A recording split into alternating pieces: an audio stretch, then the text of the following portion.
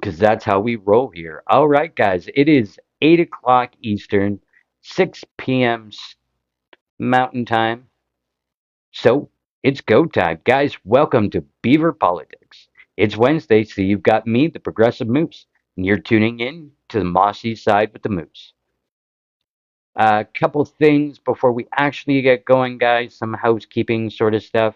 So, if you're not aware, we have a Discord. Go over to our link tree.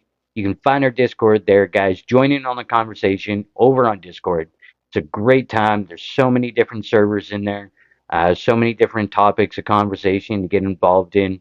Um, yeah, it's great. As well, you can find us on YouTube, guys. Don't forget, if you miss a show at some point or you want to rewatch one because you just enjoyed it so much, go follow us over on YouTube. Same name, Beaver Politics. Go look us up there. Give us some love and a follow over there, and stay up to date when you do miss a show. As well, guys, we do have subscriptions if you feel compelled. We really do appreciate it. We can't do it without you guys. So we do have subscriptions available here on TikTok. As well, you see that little gold orange heart up there? If you're not a part of our team yet, why not? Hit that little heart up there at the top. Become part of our team, guys. Again, we can't do any of this without you, and we need to do this all together, right? Let's bring all our voices together into one and let's fight together for the things we need to see. Love it, guys. Thank you so much. Lindy, thank you, thank you, thank you. Yeah, other than that, guys, we do have our gift goals going on, like always. So if you feel compelled, if we're doing a good job, by all means, we will not push for it, but we do appreciate it. Again, we can't do it without you guys, and this is about all of us, not just us here at Beaver Politics, but the entire community, making a difference for everyone. So we can only do it together. You guys drive us here on Beaver Politics, and that's what gives us the momentum to keep moving forward and doing the show for you guys. So we really appreciate it. With all that being said, let's dive into things. So I want to start off with the current situation with the tariff war. Okay, so there's been quite a bit happening the last couple weeks, guys, and the last couple days hasn't been any different. So the federal government has announced a plan today to slap tariffs on $29.8 billion worth of American goods to hit back against U.S. President Donald Trump after he imposed punishing tariffs on Canada's steel and aluminum early this morning. Finance Minister Dominic LeBlanc, the government's point person on Canada-US relations, said Trump's attack on Canadian industry is unjustified and unjustifiable, and the government must retaliate as the US inserts disruption and disorder into what was once one of the most successful trading relationships in the world. He's not wrong about that. We will not stand idle by why our iconic steel and aluminum industries are being unfairly targeted, he said. LeBlanc said the American products being hit with these tariffs include US made steel and aluminum, computers, sports equipment, and certain cast iron products, among others. Trump's tariffs on all steel and aluminum imports, which took effect just after midnight, are separate from the other tariffs Trump levied on Canada last week and later partially dialed back to supposedly pressure the country to do more at the border on drugs and migrants. Canada immediately levied tariffs on 30 billion worth of American goods in response to those initial tariffs. It didn't take them off ever after Trump rejigged his tariff regime. Yeah, guys, so we're looking at quite a bit. I'm in Ontario, and if you've been following on, even if you're not in Ontario, Doug was going to do um, essentially tariffs on electricity going to the United States from Ontario. It was going to be 25%, and he backed down. Now, look at it how you may. Some people say it's a good thing he backed down because it would cost more chaos. But at the same time, when somebody backs down right now during this, again, so-called tariff war, no, like we can't back down. Okay, we really can't at this point. And we need to show the Americans, we need to show Trump we're not going to back down. We need to be Canada strong. We need to be united. And we need to say enough is enough and stand up as a country united. Elbows up, guys. Elbows up, Canada. Let's get it done. All right? That's what it's all about. That's why, like, guys, I got my new hat. I got two of them. I got this one, and I've got a red one as well, which is hanging right there. If you saw my promo video, that's the one I was wearing. And this is what it's about. We need to unite as a country and fight what we're looking at in terms of from the United States, right? And it's not just the tariffs at this point, it's the whole annexation and all the nonsense that Trump really, and people can sit there and say that what he says is nonsense. I believe it is. But at the same time, there is truth to it, guys. Our government has and pushing and they're saying like listen, the whole annexation talk, like there is validity to it. It is something we need to be concerned about, right? And this is a whole part of why Trump could be doing the tariffs, to try and weaken things, to try and bolster the United States, try and bring down our economy a little bit, throw us into turmoil, right? And you might see more people go towards, more Canadians go towards the whole we should join America, which again, another nonsense fucking thing that'll never happen. I apologize for my language, but it makes no sense, right? I do see your comment. How do we get Danielle Smith removed from office? Yes, that is somebody. Danielle Smith, the premier of Alberta. Guys, we need to be ashamed of her.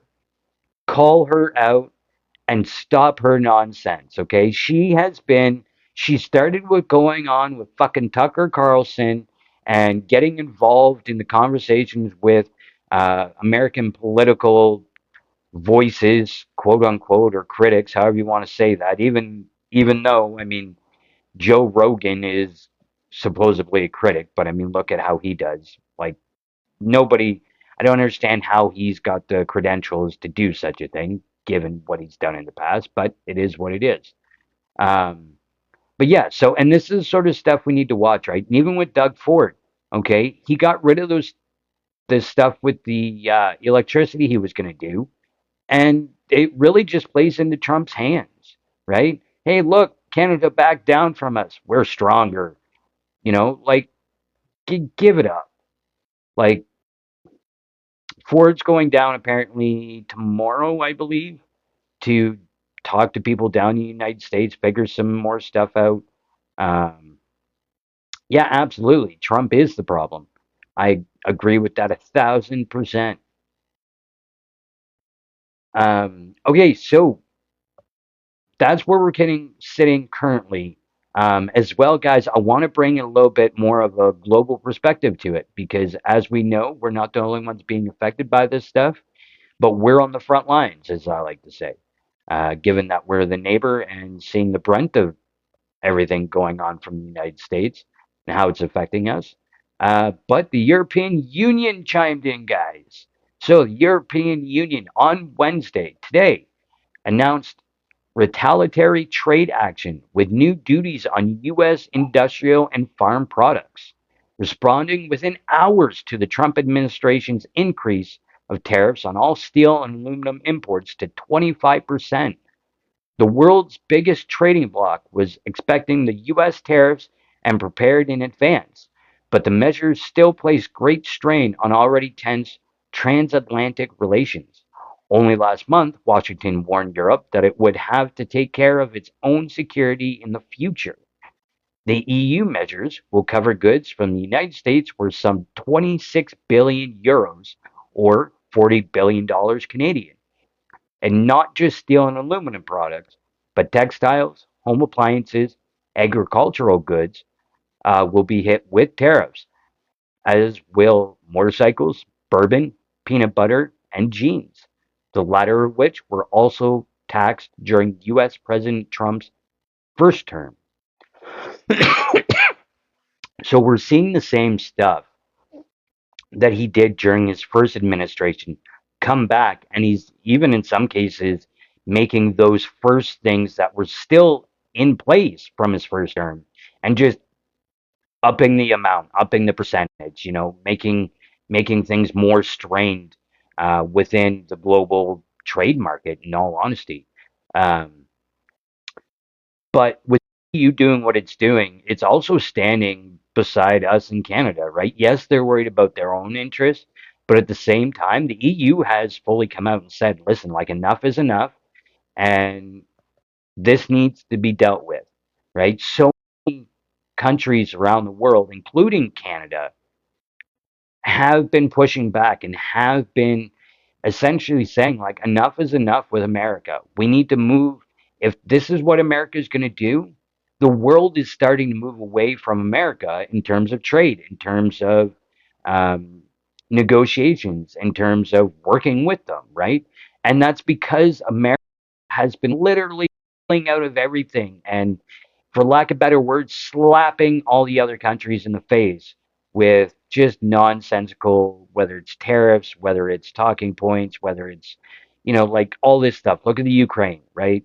Um, Trump is essentially telling Zelensky that he needs to repay everything that the United States has helped with throughout the course of the war by giving them their natural resources. And that's one of the key things with all this, right? It's all about natural resources at this point. And Trump's being blatantly honest about it, right? Like that's what he wants.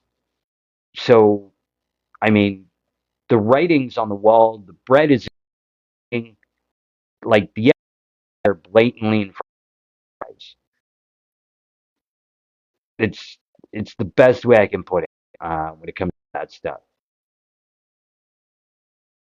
Yeah, so Justin Trudeau has been working still at this point, even though he's not considered the party leader. Well, I guess he is um, until Carney does take over. So, um, but he's really been working on the global front to really find different avenues for trading and figure out how we can get past all these American tariffs.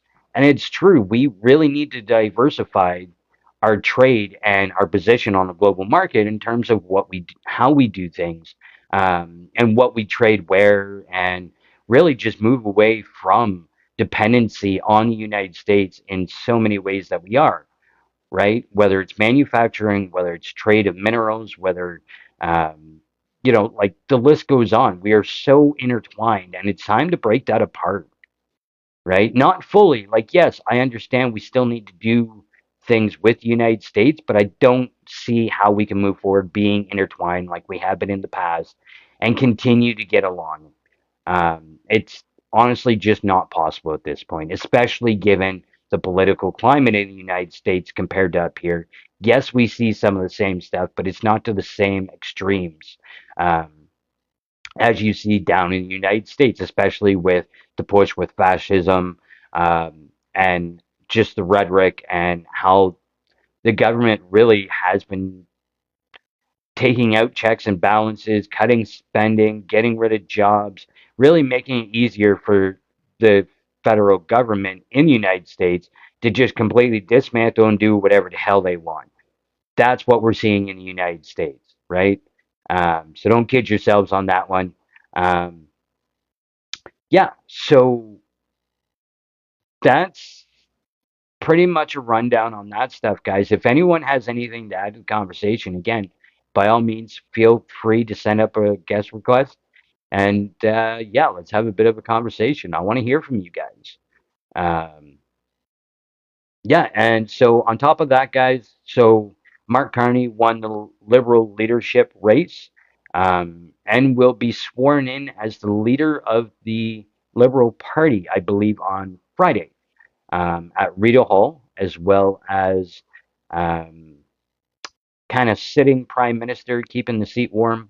But predictions are, guys, that it won't be long. We'll be seeing the federal election be called, and I think it really should, because at this point, whoever ends up being in charge in government, really, like, the Canadian people's concerns have swayed. Yes, we're still worried about everything else we were, but when you go and look, the biggest issue and the biggest thing that Canadians are worried about right now is this trade war, is what's going on with the United States. So a lot of critics are saying that you will see an election because it'll give the next government a proper mandate by the people, which is dealing with the United States and the trade situation, the tariffs, and how we move forward to weather this current kind of back and forth.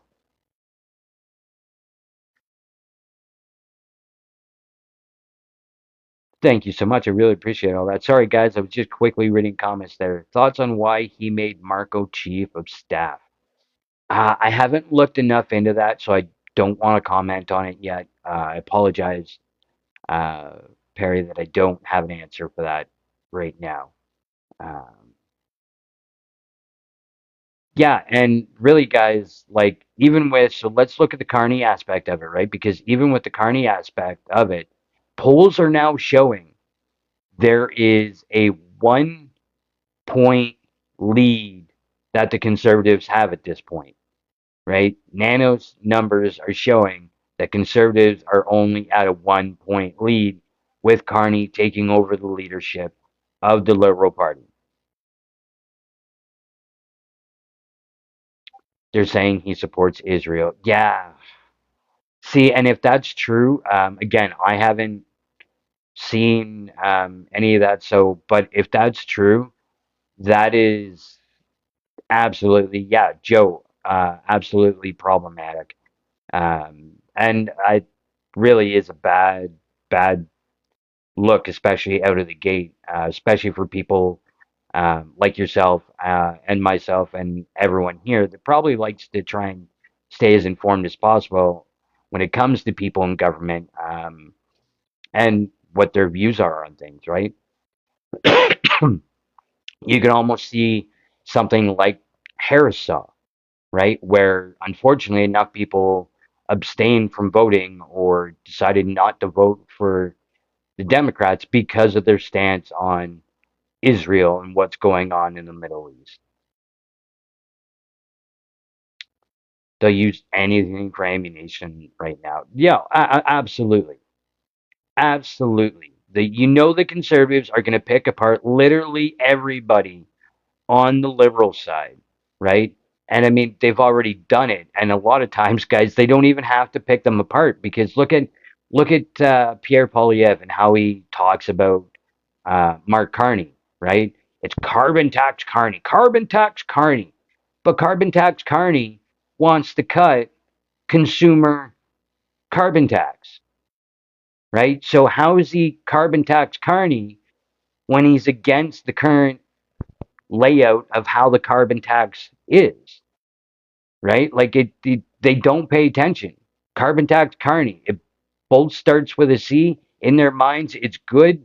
That's the message. If we push it hard enough, they'll believe it. And unfortunately, they were right, because so many conversations I have with avid Polyev supporters is that he's just like Justin Carney, is just like Justin Trudeau, and he's all about that carbon tax, and all it is a money laundering scheme.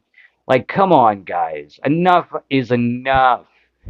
Like, let's actually get into having conversations about policy, about legislation, not making up slogans to try and make the other side look bad without actually doing your damn job, right? This is what I've been saying to people, is we really need to start demanding more from our politicians.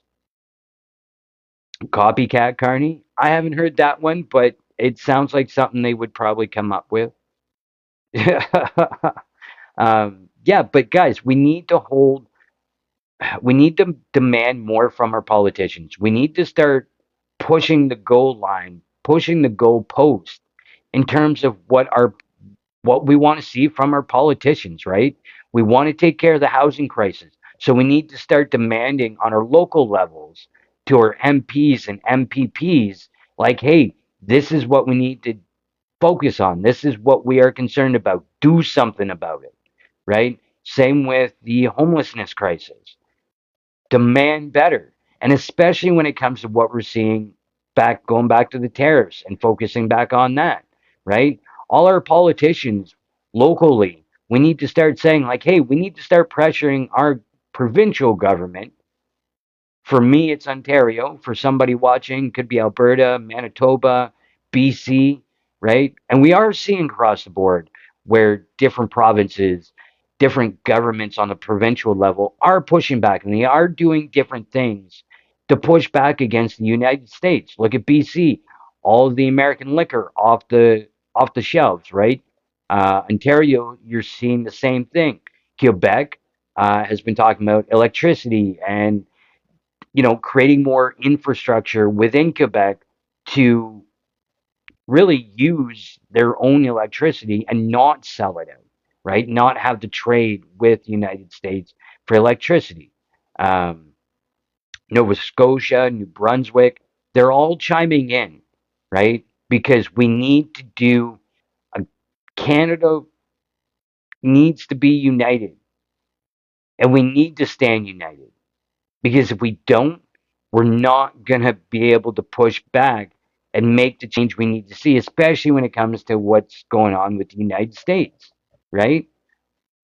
And there is sentiment, guys. There's very, we need to become part of, America, become 51st state, yada, yada, yada. I won't get into all the issues of those talking points because they're nonsensical when you really break it down. But my point being is there is that little itty bitty piece of people in Canada that do have that talk. People in on the streets, I talk to people online about this that really truly feel in their hearts that that's what we need to do. But why is it right? They were supposed to be the most patriotic. They were standing up for Canadian freedom. They were standing up for Canada during the trucker convoy. But where are they? Why are they silent? Why are they at the border? Right? Why are they doing their thing right at the American border? At the American border. You guys want to push back? Let's start pushing back. All right? Trucker convoy. Where are you? I don't understand. They're nowhere to be found, but they're the most patriotic. Guys, come on, elbows up. Just pointing out, like, the most supposed to be most patriotic.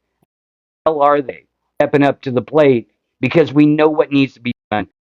Actually, get right, all of us together. It's time for all of us to tighten up our bootstraps, get our elbows up, and start pushing back. And we need to make sure that we are supporting politicians that are doing exactly that.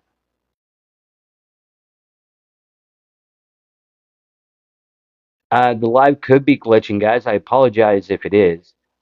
I've really been trying to keep it going, but hopefully it doesn't get too bad. It does it every once in a while. I feel like it's TikTok. I might have caught up. Okay. Well, hopefully I have. Yeah, but this is the sort of stuff, guys. And really, again, with what we're looking at from the United States and how things are going south of the border, especially when it comes to looking towards Canada in their crosshairs, like this is we need some like right before World War II momentum. That's what we're looking at. Okay. Like this is the sort of stuff moving forward that we need to portray and show America like, yeah, we're strong as a nation. We are a nation. We are a country. We don't need to be put under your flag. Our flag is stronger because we've held on to the vast majority. Okay, we've hung on to being Canadian, right? There's being Canadian doesn't just mean you were born in Canada or you got citizenship. It's about taking care of one another. It's about freedom for all. It's about making sure that we can stand united, even though we might not agree on all the same levels or on topics. We can still get along and do what's right for our country. Take care of our country, right? That's what being Canadian is all about. So let's keep moving forward, pushing back towards the United States with really the rest of the world as well. Um, and the world, honestly, I've been watching so much, and the world is watching Canada because of who we are, because we're United States um, neighbors, because we're so intertwined. Um, the world is looking at us to kind of set the precedent on this. And guys, let's step up the plate and show the world how we do. Really appreciate all the love, guys. I'm going to stop for a minute here. Again, if you want to come up, be a part of the conversation, send a request to come up, guys. And I want to hear. I want to hear what you have to say. That's what this is about: is having the conversations together and bolstering each other, right? So, again, if you want to send a request, come on up. As well, guys, I'm just going to quickly. Tapping is clapping, guys. Let's go on a tap rampage again. Okay, let's get up to 20K likes. We're at 16K. I want to see 20K likes. So get it tapping. Don't forget to share the stream, guys. I really appreciate everyone for being here. Let's get those numbers up. Let's get more people in, being a part of the conversation. Um, yeah, as well, guys, we do have the gift goals going on. So if you feel up for it. We really appreciate it. We can't do the show without you guys. We can't keep things going without you guys. It's a grassroots supported show, guys, and we're for the people, by the people, of the people. And that means all of us. Everyone here watching, everyone in the chat. It's all of us doing this all together, guys. Really appreciate it. Um, yeah. So, with all that being said, how do we move forward? Right? So Canada has announced the tariffs on the United States. Um, yeah, and the election, guys, like that's the key moment at this point. Like we need to hit the election, we need it to happen, and regardless of the outcome, that's when we really need to like tighten the bootstraps and get the job done.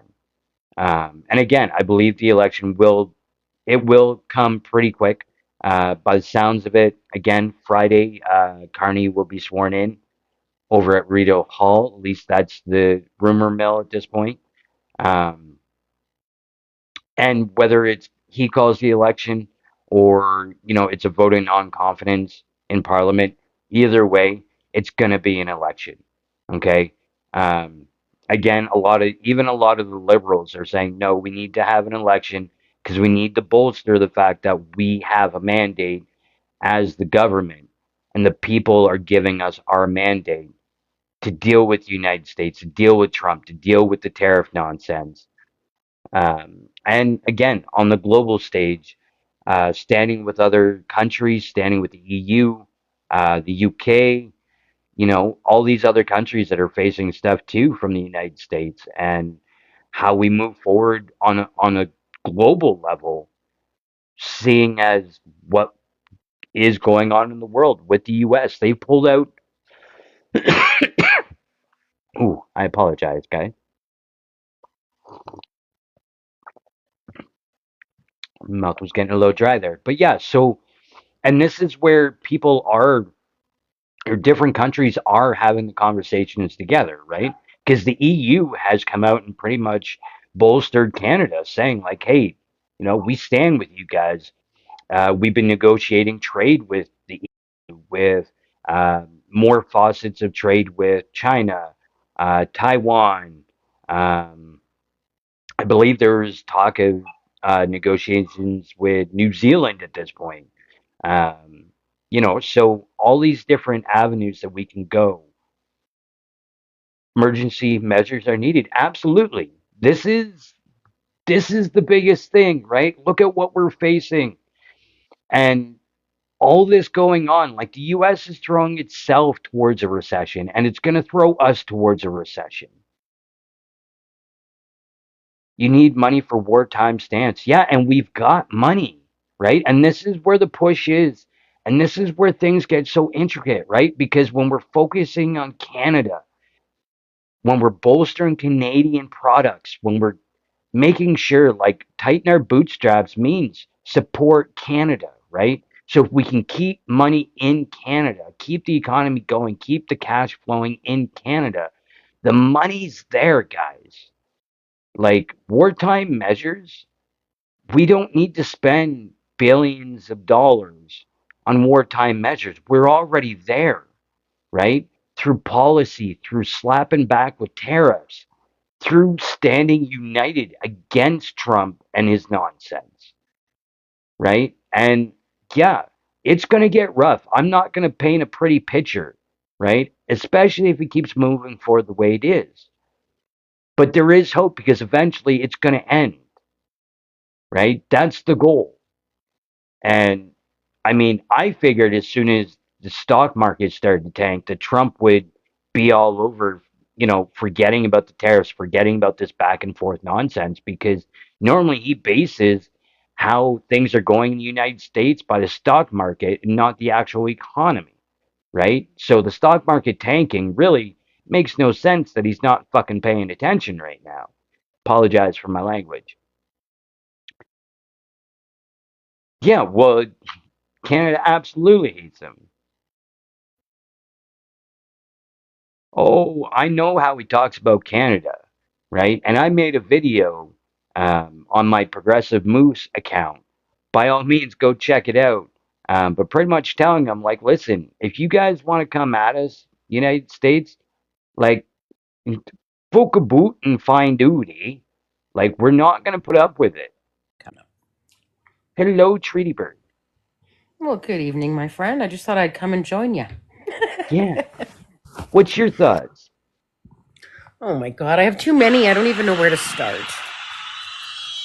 Awesome. Thanks for the gifts, everybody. Um, I feel like we're in such a freaking mess. And, like, because we're in Alberta. And now we're encountering so many of these folks that want to leave, that think that, being a part of America would be a great thing for us. I was reading a fellow who was talking about why he wants to be a 51st state. So I'm trying to understand, right? And his whole commentary was there's more opportunity for wealth and independence in America than there is here. So I'm just That's like, so backwards, though. right, It right. is. So just quickly to bolster that, because the fact is, guys, like we don't need to join the United States for more wealth. We've had so much wealth, and I would argue, given our social programs or like healthcare, that sort of stuff, especially newer stuff, right? Like this national lunch program keeps money in people's pockets. Like if you're struggling to be able to buy food for the family, that national lunch program, as long as it's set up in your province at this point, makes it easier and keeps cash in your pocket so you save more wealth. And going back to healthcare, like guys, their healthcare is insane. You walk into the emergency room and regardless, there's people that walk out with thousands of dollars of debt with nothing being done, Mm-hmm. right? Yeah. So, like, how does us becoming a part of the United States and then facing that sort of stuff help us as Canadians gain wealth? It doesn't make sense. And this guy, I think, was really talking about his personal wealth, of course, not the societal wealth. Yeah, And they're still lured by this false American dream. yeah, I don't get it myself, because I can easily look down to the south side of this border and see how Their education system has failed them. Their healthcare systems have failed them. Their minimum wages aren't, up to par. The way they treat people that are of color, taking down that Black Lives Matter memorial or site was like, oh my god, like Yeah. this dream is not a like I've said it many times in comments. There's no American dream. It's a nightmare. Yeah. But yet people believe it. I don't know if is it Hollywood? Is it because we were all raised on TV and movies and we think we can still have that somehow? It I'm trying to understand. Yeah, well, it's the so-called capitalist dream, right? And that's where things like I talk about all the time with people in my personal life, where it's like, listen, it's gotten so hardwired into us over time, right? Where it's you go to work, you do the 9 to 5, you don't complain because that's what you have to do to get through life. When all that is enriching the ones at the top, while we bust our asses and we don't see shit for it. I apologize for my language, but that's just society's gotten so used to it. It's the delusion that we're stuck in for the vast majority. Yeah. Zibby, quick, and then we'll go to you, Doug. I apologize. Just want to try and keep it in order. Yeah, if you want to chime in. Um, okay, so obviously we are not immune to American propaganda. And like the propaganda is the fact that America has been great. But when you actually talk to Americans who like who are critical of the system, like there's so many things that we would lose by joining America. Like okay, number one, we all know that Alberta's a shit show, but like it's their renters projection like protections. Like, do you know that if your lease ends in America, you just get evicted? Like, straight up. And like, not only that, it's their prison system also. So, like in Canada, like corrections, they have to sign a mandate saying that they will not leave you in case of an emergency, like natural disaster. Like you are legally obligated to stay there. Whereas in the States, they leave them. Like they trap them in their cells and leave them there to die. I don't know if I'm allowed to say that. Um, No, you're fine. I'd probably say stuff that I shouldn't a couple times, but well, because I know like TikTok obviously censors like the political lives, but yeah. um, like these are heinous things, and people aren't thinking about civil rights, but I also think that it's like the YT. Um, are we allowed to say supremacist? Well, I'm gonna get flagged if we're not. Anyway, like I think it's their dream, and it's not so much the general public stream. It's much more that they fall into the propaganda without actually looking at the bigger picture Yeah. of what it No, is, right? absolutely. Yeah, there's the different aspects of it, like you said, the supremacist aspect of it, whether you're talking, skin color or quote unquote gender or, all the different avenues in that sense. Doug, do you want to chime in there? Ah,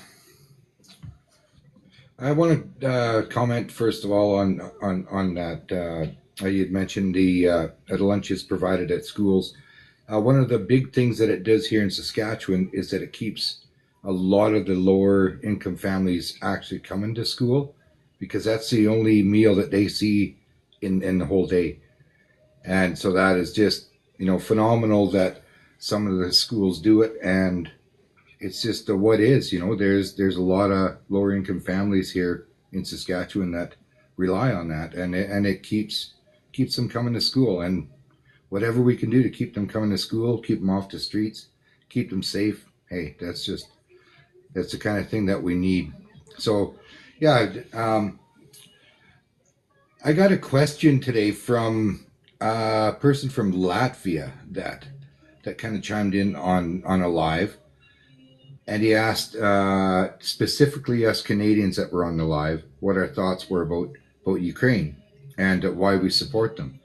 And I just basically I said because they're being oppressed by someone that is taking advantage of them, which is Russia, of course. And I said, that's what Canadians do. We stand up for people being oppressed, Yep. plain and simple. And we'll always do that.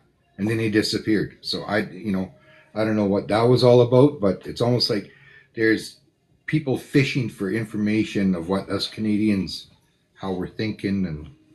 But it's just, it's so awesome. I'm really new to TikTok. I just took over my dog's TikTok actually, but what started me on it was this whole Canadian, following Canadians, and I've met so many great people here, and yeah, it's just unbelievable how we're just all coming together.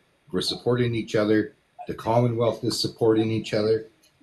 Um, it's just really good to see. I am embarrassed though with our Saskatchewan Premier Scott Moe.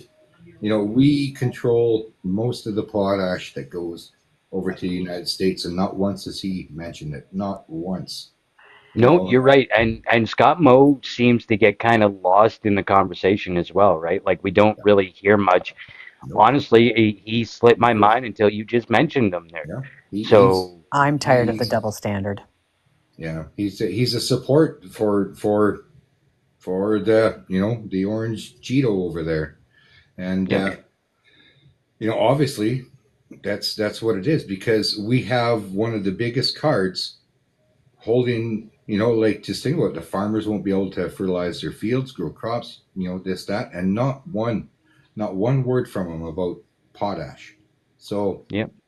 I'm kind of embarrassed, as living here in Saskatchewan, as we're not, putting forward kind of our own, if you, I don't know if you call it threats, but just, hey, you need us, so back off. And so I'll let someone else speak. Go ahead. Well, as somebody who has the same exact name as the Premier of Alberta, let me tell you this: I am Albertan. I was born in I'm so Alberta. sorry. I was born in Alberta, but raised in Manitoba. Went to university in Ontario, so I've kind of had an opportunity to live mostly throughout the country, for the exception of the East Coast. I now live in British Columbia. I think for me, what has bothered me most is I believe that the Premier of Alberta and Scott Moe is also a traitor. When we need to stand up collectively as a country, guess what Quebec did? They stood with us. So we can be upset that they've always wanted things differently, but the reality is when it came push and shove, they were there with us. Too bad Premier Smith weren't and Scott Moe wasn't. Yeah. And what upsets me and irks me the most is that there's this double standard, right? Like people were hell bent on trying to bring down the Canadian government because they couldn't go get a haircut during COVID, right? Yep. Because they didn't understand how our political system works. It's pretty funny that Smith goes out and says that Carney, he was not elected by the people. Well, we've never elected a prime minister in this country, and she knows that. That's the system we are in. She became the premier of Alberta and then didn't call an election for 7 months. Right? But that Yep. seems to be the thing, the double standard of ethics, right? And then, of course, while Trudeau shouldn't have prorogued Parliament, but let's forget the fact that Harper did it Harper did like it four 2 or 3 times. times. He Yeah, did it four exactly. times in total during the 11 years of his term, right? Yeah, But at the same time, he did it because he didn't want to face a non-confidence vote, which is exactly why Justin Trudeau did it as well, yeah, right? Do I think that Justin Trudeau did some damage? I think he did.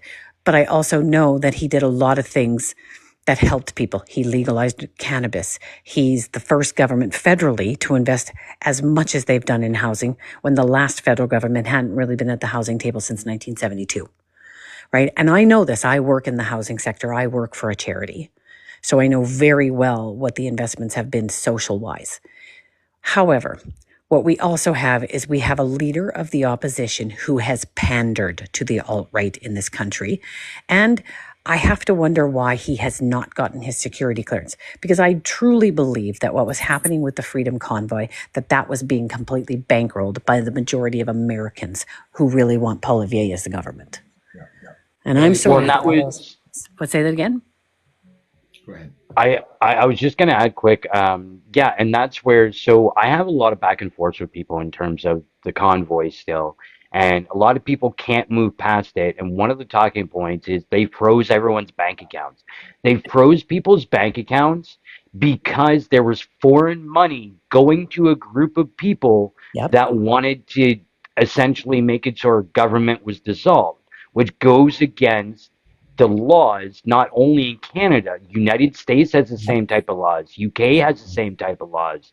So many countries have the same laws. That's why the bank accounts got frozen, because you have foreign money being poured in to something that Exactly. could completely sway our government and how it moves forward, right? Exactly. Uh, And that's what we should be concerned about, right? Like, um, think about my vote next. And I'm going to be honest. I have never voted for the same party twice in the entire time I've been a voter in Canada, right? My mhm. parents taught me my right to vote was not just my right, it was my duty. Whether I voted for their party or their person, I voted for the person and the platform I felt would work best Yes. for me or a majority of Canadians. But I also, have worked in the nonprofit sector for 26 years. So I typically vote to the left, but I typically try to vote for progress. And when I know, like, I'm going to tell you, when I lived in Alberta, it was during Redford, and it was when Smith was no longer, she hadn't even crossed the floor at that point. But do you remember the uproar that was caused by the one Wild Rose uh, party person who had said that, LGBT people were going to go to hell, right? I mean, I can tell you right now, 11% of the LGBT community shifted their vote to Redford because they wanted to make sure that the Wild Rose did not get elected. No, absolutely. And we I'm did that because we had to. Yeah, We felt the Wild Rose and Smith was a very big threat to the LGBT community. yeah.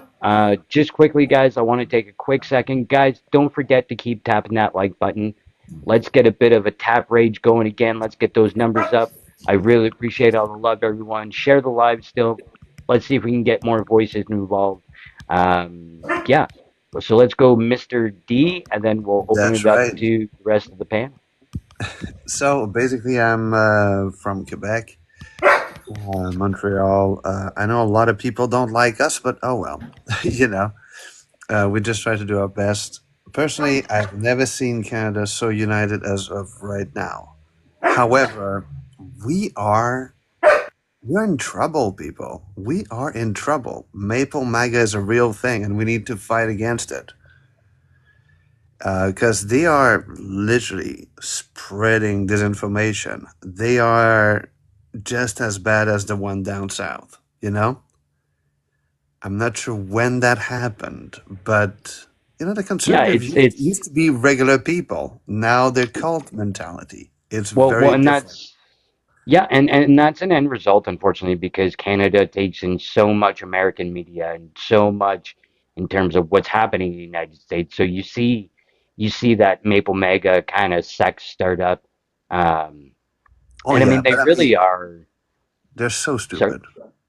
Well, they're a small group of people. They do have like they're like the mega down in the States, right? Where they're the smallest kind of group, but they've got the loudest voices, I right? know. And with It's with the amount of misinformation, like even I'll say in my community, the amount of people that have some of the talking points from say Maple Mega or however you want to say it, they're not themselves the Maple Mega, but because they've taken in so much of that rhetoric, that's what they believe to be true. Um, and just trying to get people away from that to focus on like, no, Canada needs to like be united right now oh on yeah, all fronts. And this is it was said earlier, and I'll say it again, this is a wartime effort, is what we need. Um, This and is our moment, unless we can see that, we're not going to be able to push through this the way people want to. right? And I remind myself of, my grandfather went to war many, many decades ago. And I remember him talking about why it was so important to never let Hitler happen again. Because one of the first things Hitler did was I think you stick should him. say something like Schmittler or something, Yeah. because or you Well, don't one of want the first to. things he did though was he went after his neighbor, Hmm. after control, right? And we are seeing a repeat of that now. And Yeah. I think we'd be doing the people like my grandfather a huge disservice if we didn't stand up and say this can't happen again. Absolutely, absolutely. I 100% agree. Right? I just If I could how chime can in too. Yeah, And Treaty first, I please. want to throw out my theory. just for from an indigenous perspective, we can't let this happen again because this already happened to us once, and only a couple of generations ago. Yes. Here yes, in this yeah, country, on this land. Um, absolutely, yeah. and I just want to, Mr. D, I want to acknowledge that, yeah, people in cross country may not always like Quebec, but same goes for Alberta, where I am. So we have that in common. And I sorry, ZB, to cut you off. I'll let you go next, sweetie. But um, I want to build on what ZB was saying about the YT Supreme type people. And that's what leads this to this kind of mega and mega mentality is hanging on to their place in the hierarchy so tightly because they're so afraid that those of us that they've seen as beneath them for all these decades are kind of becoming equals. They don't like it. It makes them feel uncomfortable because then they realize that they're not better than somebody else. And that's really a sad place to be emotionally and mentally and psychologically. So I feel a lot of pity for those people. And I don't know how to get to them. I don't know how to reach them. I wish I I knew. tried to reach them. I've tried to go Me on a too. few panels, and literally, it's impossible to get through them Yeah, because it can be. Yep. Absolutely. it used to be Sorry, a Zibi. mentality. It used to be something like you were of certain ideology, and you would think, right? And at Yeah. some point, we tried to argue for like over 1 hour, presenting fact after fact, and literally that person just said, it doesn't matter what the facts are. It matters what I feel. And we're like, that's not how So fact works, you know? yeah, so I'm gonna give the floor to Zibi. Been waiting patiently. I appreciate that. I would love to hear what you got to. Okay, I'm gonna build off of what Treaty just said.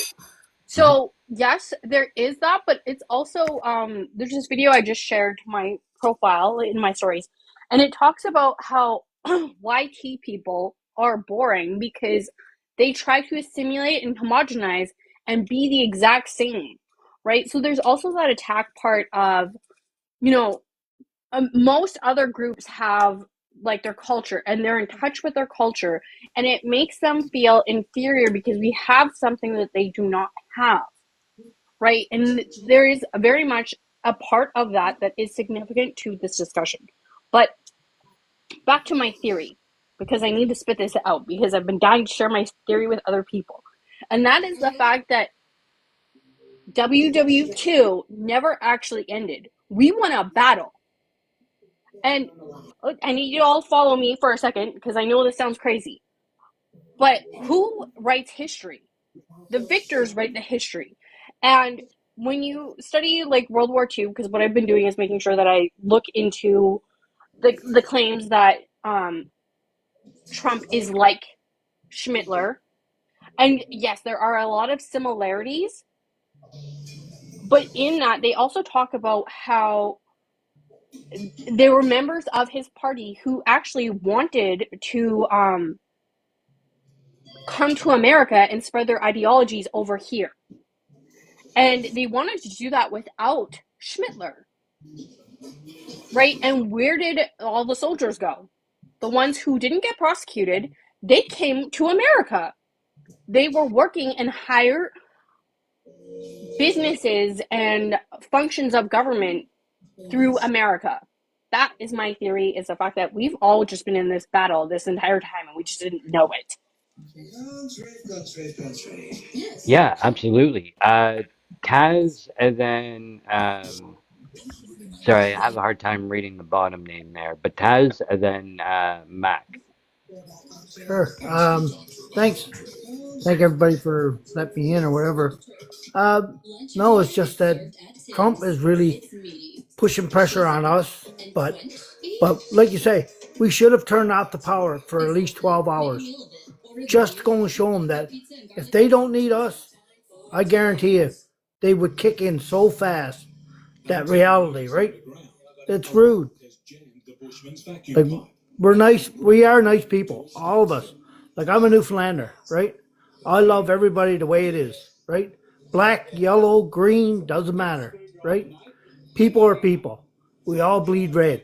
But it seems like to me that Trump thinks he's blue and that's it, right? And it's bad. Oh, Yeah, no, absolutely. He thinks he's blue when he's orange and still can't figure it out. yeah, so uh, right. Oh, no, absolutely. oh. Like I've been listening Mac, to. Oh, sorry. no, it's okay. Mac, did you want to chime in quick? I know you've been waiting a little bit now. Oh, not so long. Thanks very much. So I wanted to talk about a little bit what Zibby was saying too, but this definitely not just a theory about post-war Yahtzees. Certainly, we know about Werner von Braun, who was a noted Yahtzee rocket scientist who went to work at NASA. And there were definitely Yahtzees involved in NATO, in the formation of NATO post-war. So yeah, definitely much more than theoretical for sure. And it really reminds me, when I heard some folks talking about YT supremacy, it really reminds me of, and to me this seems like such an unlikely source in ways for this video, but there's this old black and white film that was produced in the United States called "Don't Be a Sucker." And it's a film about, it's an awareness film about how to watch for the signs of fascist demagoguery. And there, so it opens and there's a crowd of people gathered around, and there's this guy up on a literal soapbox, and he's just sort of hollering, and he's this sort of demagogic figure, and he's, I'm an American, but I'm an American, and he starts talking about all that, but it's all the he lists off all these different different groups, different like ethnic, and even gets into like the Masons and stuff, you know what I mean? And I think that it's really informative, and I think important to think about in the context of the rhetoric that we're hearing now, because like times are getting harder for average people. I think that's undeniable. We didn't used to have tent cities, now we do. We didn't used to have emergency rooms we could presume were closed, now we do. We didn't used to have grocery bills or rent that was nearly as high as it was even 5 years ago, and now we do. So things are getting much worse for working people. And so this is what makes people vulnerable to this sort of rhetoric, where we're being told by the people who are in charge and who we should be angry at, we're being told that it's the trans person down the road and it's the immigrant up the street that are your problem. And it's always the people that have no power over you at all.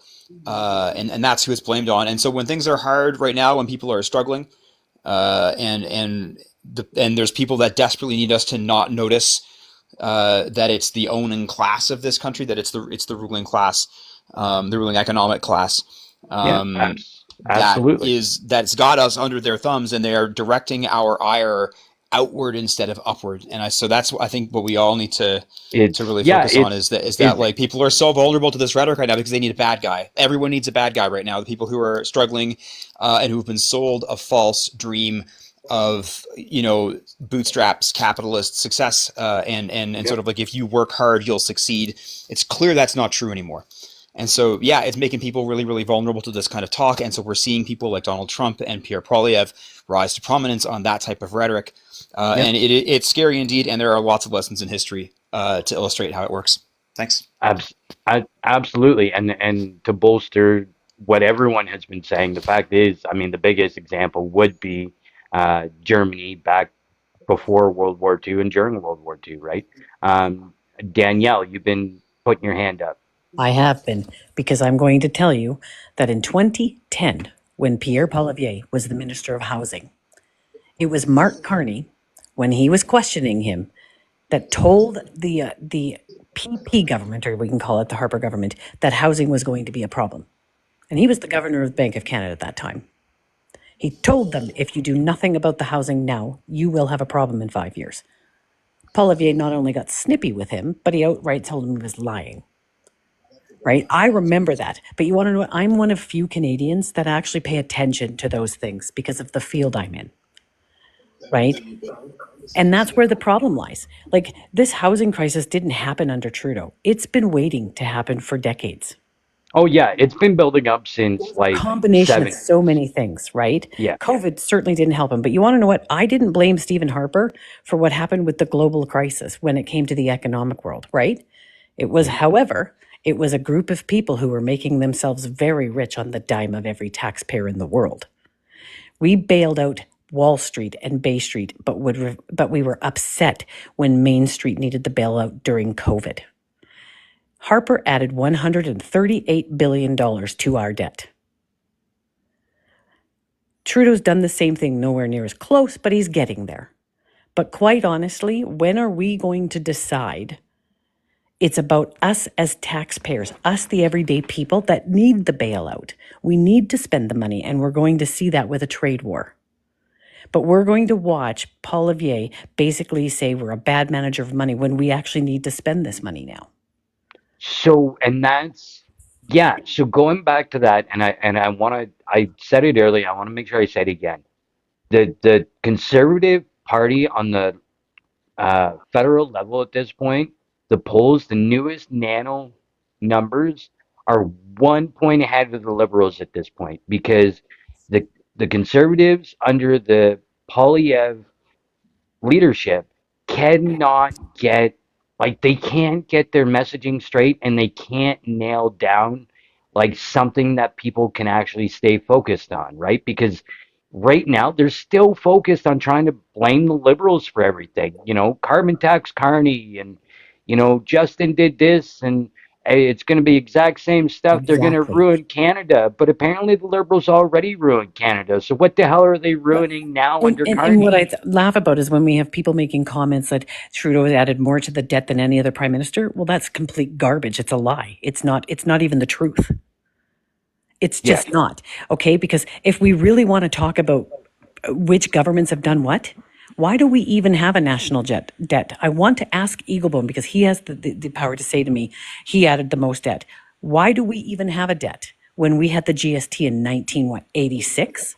The GST was supposed to pay all of our debt. Why Yeah. do we even have a debt? I'll tell you why. Because during Harper's time, he took 2% of that GST away. Imagine if we had that money now. We think we're fiscal conservatives, but quite honestly, nobody thought that through. You got a 2% discount, great, but we still added money to our debt. The GST was supposed to be the end of the national debt in Canada. It is not gone. That is not on a Liberal. That is not on an NDP. That is on a conservative government. So place the blame where it belongs, please. Yeah, and there's different things we can honestly sit here and say, like, over time, it's the fault or the issue of all parties, right? Because with some stuff, none of the parties have actually moved the goalposts or done anything about the issues, right? They have. Um, so anyone else want to chime in and kind of add to the conversation at this point? Anyone got a point to throw in? I just want to say thanks for hosting this. This has just been an excellent panel. I've just loved what everyone's had to say. Danielle, very good talking points. Taz as well when he was in here. It's just very, very straightforward and to the point. I want to touch just on one thing I heard about the party lines. People have to start realizing that we can't just follow party lines anymore. We got to look at the person, at the people that are going to be leading this country. From here on in, we need someone that's going to stand up for Canadians, all Canadians, not the oil or the wheat or potash or the electricity, but someone who's going to look out for Canada. And that's what we need right now, is just someone like that. I too have voted Absolutely. for different parties throughout the year or throughout the years. and I'll keep doing that. I will vote for the person that I feel has got Canadians' interest at heart. And So that's how thank I have you. always looked at it. I vote for, what does this do for Canada? Does this help us? Right? Yes. Okay, but we all know that no government is going to be perfect. Nope. That's just, and Never if you will. believe that, then you've drank too much Kool-Aid. Yeah. The reality of the situation is, okay, part of the reason Harper inherited such a sturdy and healthy budget was because Jean Chrétien used one very big tool that nobody appreciated when he was doing it: austerity. Mm-hmm. Yep. Right? He inherited a surplus. And do I blame Stephen Harper for what happened to the global economy? No. But quite frankly, you know what? When I see Galen Weston having a $3 million economic action sign on the biggest grocery store in all of Toronto, what do you think I'm supposed to think about that? Yeah, Why does exactly. Galen Weston need $3 million? And that's my question when he's one of the richest people in the world, Yeah. right? Yeah. Why does the Heinz ketchup plant get $2 million economic action money and then are able to get up and leave Canada? John Deere did the exact same thing. We didn't hold Harper to that accountability, but we seem to want to hold everybody else to their accountability. My problem is double standards. Ethical is ethical, right? I'm not blaming Harper for what he had to do, but he did add $138 billion to our debt. So for anybody to sit here and say Trudeau's done more when they don't know the math, go look at the math. It's actual public record. That number is 76 billion if you wanted to know the truth. But that's the problem. Nobody will go and look at that. Mm-hmm. They're just too. Yeah. I don't know. They're There's so many, sorry guys, there's so many conversations I have where I'll use one person, I'll never use names, because I actually do enjoy trying to have a back and forth with them.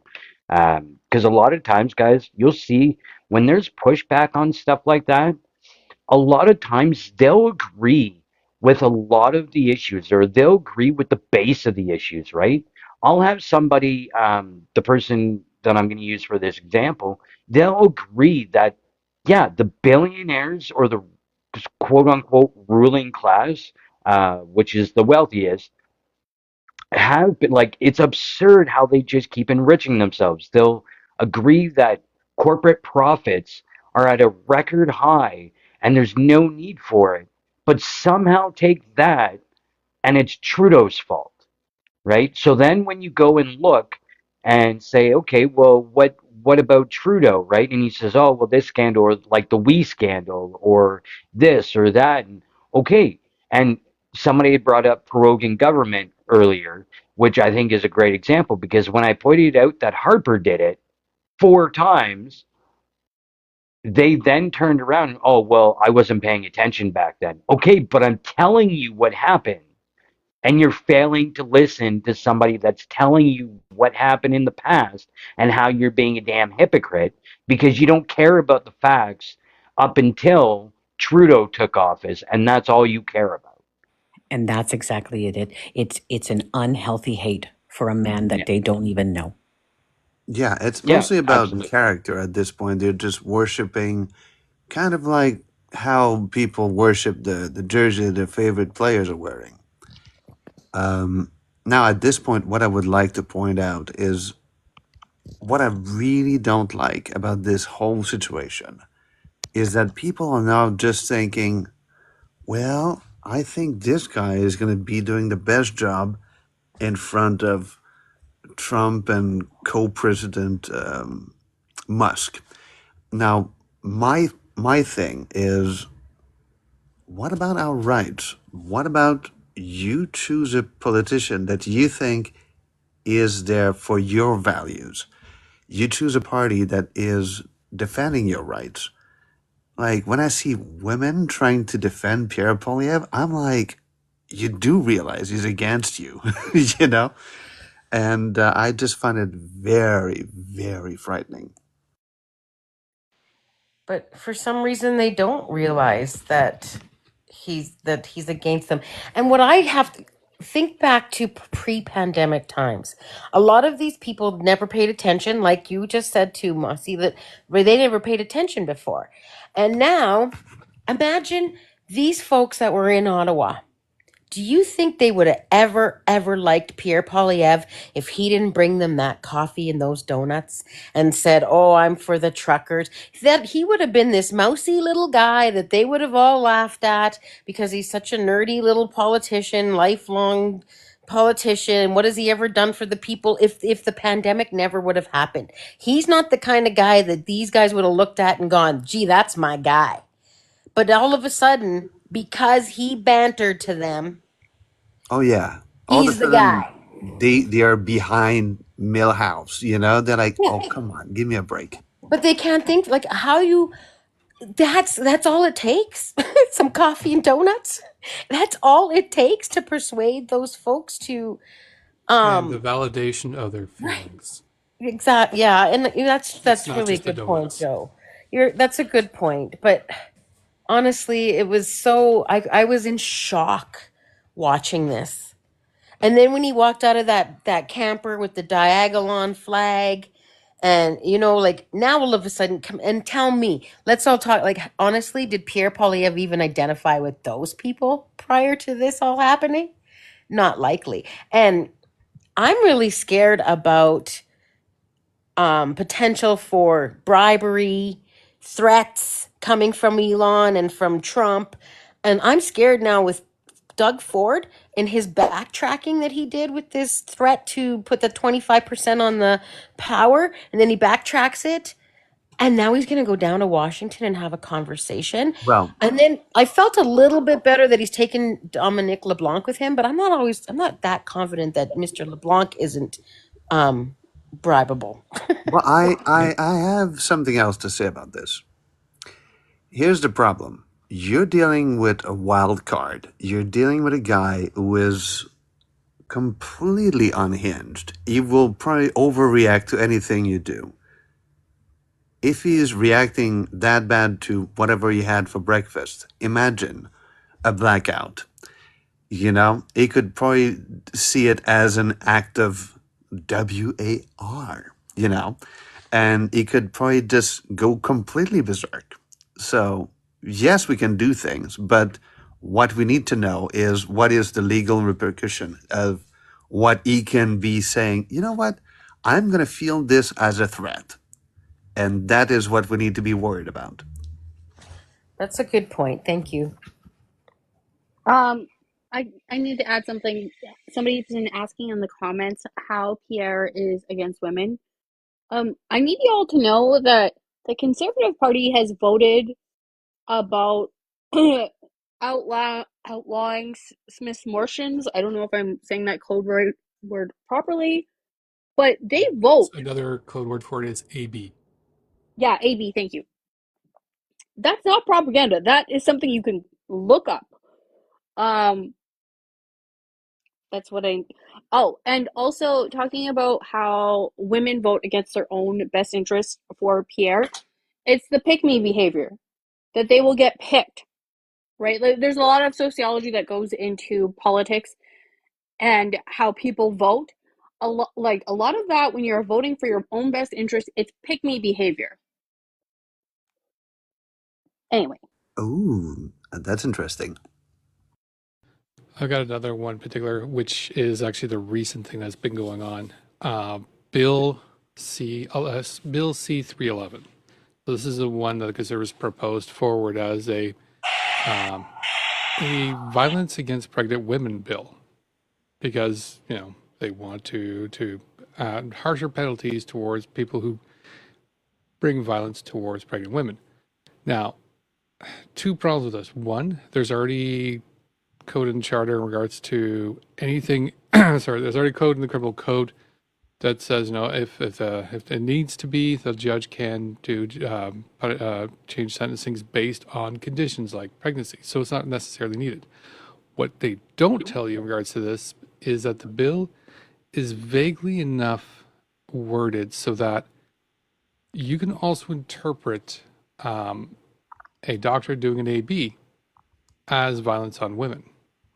And it's intentionally done to be vague like that to open up the door.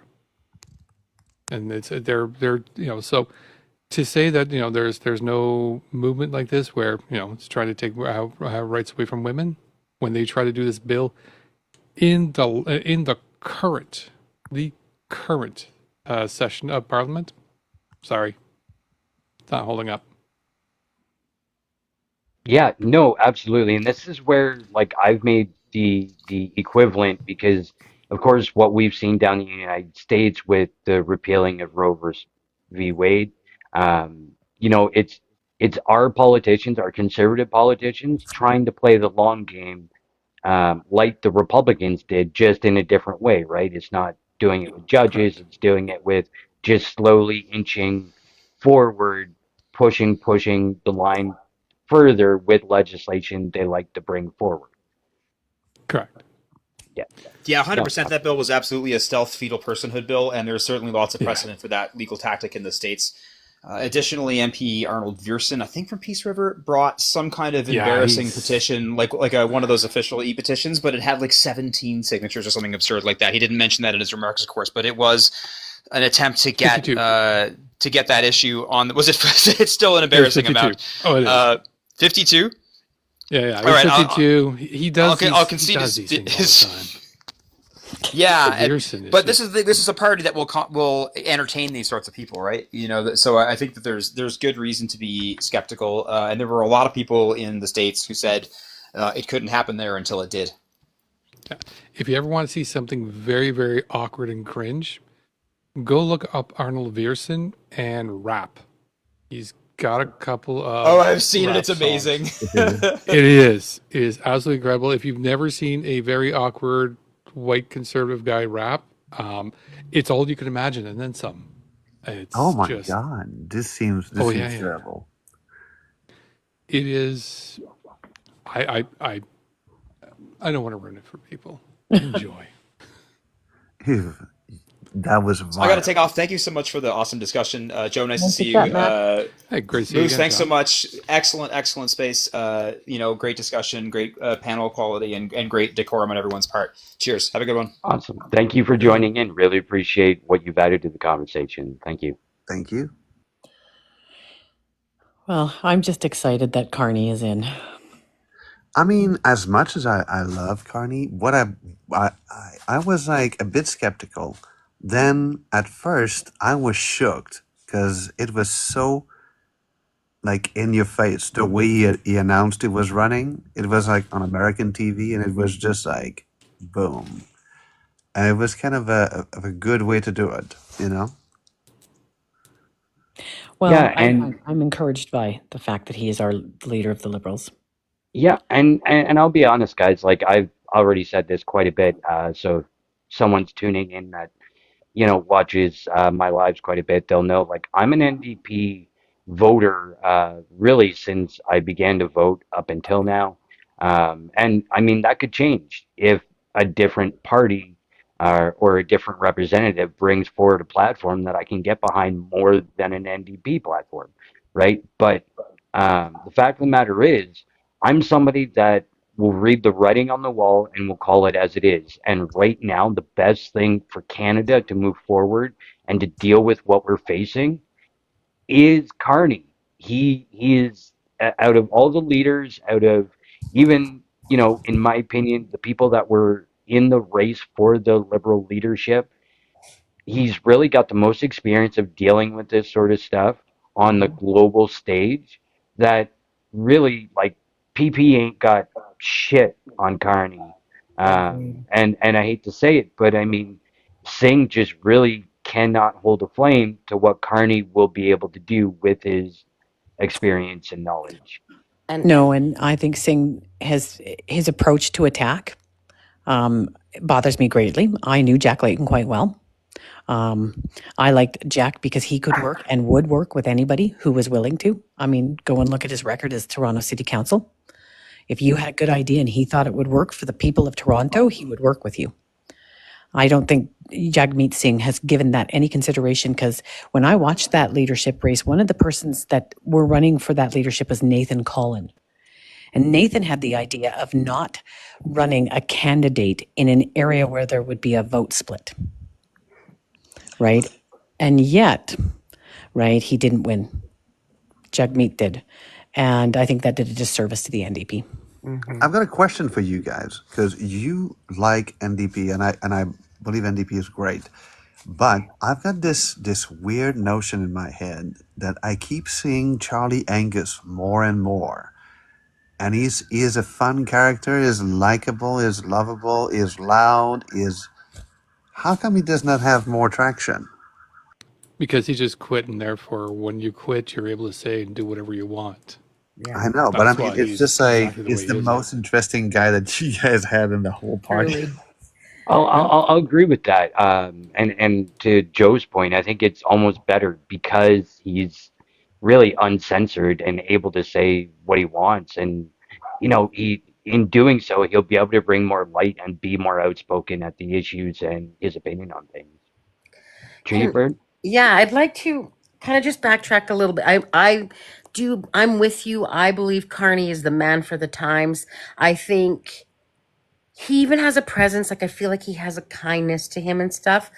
But there are two things that have not sitting with me very well, and I'm curious about what you all think about it. And the first one is from an Indigenous perspective. He hasn't spoken a lot about Indigenous rights or reconciliation, but now putting this Marco Mandicino into the position he has, and I don't know all the information, but Mm, is it true that that Marco fellow is a Zionist?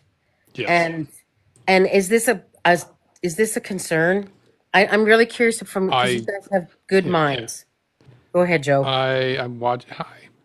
Yeah, I can. I actually was reading on like the first post he right now currently has pinned on his tweet, Marco Benicini's, um, and I'm going to read it off. I quote: "Inciting violence against Zionists and calling them racists and terrorists is hate speech and a criminal offense.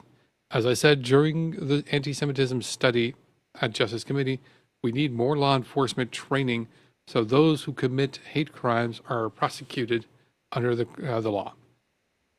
He's trying to, and this is something that they've been trying to do quite a bit. They're trying to equate Zionism with Judaism so that they can use hate laws to try to stop anybody who even questions Zionism. And considering there's a massive difference between being of the faith of Jewish faith versus supporting a political idealism as our political idea that is to create a Jewish ethno state, the two should never be conflated because they're two very, very different things. Everybody's allowed to be Christian, but we always should be arguing about somebody being a Christo-fascist. Same way as somebody can be Jewish, no problem, because that's your free right and your freedom. But we should not conflate it with Zionism because it's not the same thing. Thank you for the So, donuts. No, absolutely. And I think we need to go the other way with it too, right? Because Mhm. in a lot of cases, when, myself and other people I know on this panel have called out the Israeli government and the Israeli military, that's not anti-Semitism like it's being claimed to be. No, we're calling out the actions of government and a military. We're not, going Yeah. after a people. so was this a bad move on Carney's part? Um, I don't know. And it's interesting too because I mean we've seen Carney at Palestinian events. One in particular in Ottawa, he was at the Ottawa U's student students for Palestine at an Ottawa event. So this is where it's a little bit sort of weird in regards to where his standing is. Um, Last I understood, he's very much for a ceasefire, which is better than some of the other messaging we've heard. But in regards to Marco Mancini, I think he's also quite linked closely with Andrew Housefather, who's also a very strong Zionist themselves, and most of the conservative government, um, mostly because they're Christian Zionists, which is also problematic because they want the creation of Israel to be established so that they can bring the end of times to everybody. It's a really messed up thing, but yay, Yeah. Catholicism. Absolutely. Guys, Sorry to so I'm Christianity. definitely over on time tonight, which is fine because the conversation has been fantastic. But I think what I'm going to do is we'll do a quick kind of round circle here, give everyone's kind of last thoughts, bring it back to talking about tariffs and what we're facing from the United States. And we'll do kind of end comments and we'll wrap things up. So let's start with Treaty Bird, and then we will work our way through everyone. Thank you so much, Progressive Moose. Good show tonight. I've said this so many times before, and I'm going to say it every time I'm up here and remind everyone that these are Indigenous lands. These are treaty territories. We have treaties that can protect Indigenous sovereignty and Canadian sovereignty. And Indigenous rights are human rights. And when we all stand together, we can have a really positive, beautiful future for all Canadians. Here, here. Thank you. Absolutely. Thank you. Sorry, Zippy. I hope I'm saying your name right. Your name right. I apologize if I Yeah, haven't been. it's good. Okay. Um, yeah, I want to second what Treaty Bird just said. I don't have closing thoughts because my thoughts about what we were talking about kind of because I have bad ADHD left my brain. So thank you for having me. No, thank you for being a part of the conversation. I really appreciate it. Danielle. Well, thank you. I appreciate being able to join the conversation. I am going to be 54, and in my first time in my entire life, I have never been more fearful about the sovereignty of my country. I remember my grandfather who never talked about war when we were young until it was the only thing he could remember after a stroke. And I can tell you this, he did not go and do what he did and lie about his age to fight Schittler, or whatever you want to call him, to have it happen 84 years later. Because there's a madman in the White House who has the people around him who will let him stop. I think we have to be concerned with the way the American government is acting. I think they are a threat to our sovereignty. And I think if we don't stand up as Canadians and say, no, we will not have this, and send people to Parliament that will do the work of the Canadian people, and that is hands off our country, elbows up, it's time. We need to inspire people to go and vote. And I don't care who you vote for, I just care that you vote, right? It is your right to vote in this country. But if we are watching what we are watching in the US, it might have been the last time the American people voted. So that is the lesson we need to be learning. We are most likely seeing the last time they ever voted in their democracy. We need to be warned about that. And treaty, yes, this is First Nations land first. This is Indigenous land first. We as Canadian people, thank you for letting us share your land.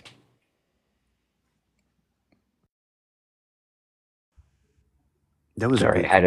had issues unmuting myself there. Absolutely. Thank you for that. And yes, I right there with you, Treaty Bird. Thank you for pointing that out. Absolutely. Yeah. Oh, thank you, Mr. D. Danielle. Basically, what I'm going to say is right now, our what used to be our ally is under Human Rights Watch, if I'm not mistaken. So let that sink in. And I Yes, think we need to America is. stand. We need to stand for ourselves. And we need to say, you know what? We're Canadian. And as much as they're bigger than us and they got more pew-pews and whatever you want to call this, we have been a good voice in the international community for a very long time. We've not been perfect, but we've been trying to do our best. And I think our allies will stand up with us. And yes, our democracy it's in it's at risk right now. Our very country is being questioned on national TV on a daily basis. It is a weird time we're living, and we just need to stand together. Just vote, do your part, and Canada first, elbows up, and yeah, even in Quebec right now, I'm telling you, I've never seen more Canadian flags. Okay. Perfect. Thank you for that.